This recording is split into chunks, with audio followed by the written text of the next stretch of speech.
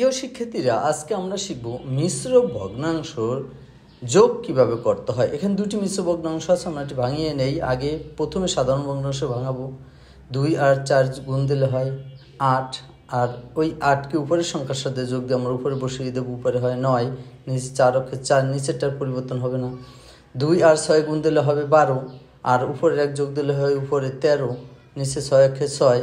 এবার আমরা এটার লসাগু করব। 4 এবং 6-এর লসাগু আমরা কীভাবে বের করতে পারি একটু দেখে নিই। 2 দ্বারা মৌলিক সংখ্যা দ্বারা ভাগ দিলে 2 হয়, 4-এ ভাগ দিলে 6-এ ভাগ দিলে 3 হয়। এবার এই 3টার গুণফল হয় কত? 3 দুগুণে 6, 6 দুগুণে 12। তার মানে আমরা 6 এবং 4-এর লসাগু পেলাম 12।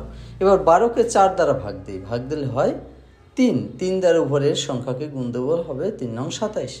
এবার 12কে 6 দ্বারা ভাগ দিলে হবে 2, 2 দ্বারা 13কে গুণ দিলে হবে 26।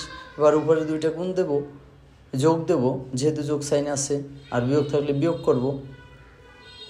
তাহলে এখানে হয়ে উপরে 53, নিচে হয় 12। Thanks for watching. ভিডিও ভালো লাগলে অবশ্যই পরবর্তী অঙ্ক পেতে ফলো দিয়ে রাখবেন।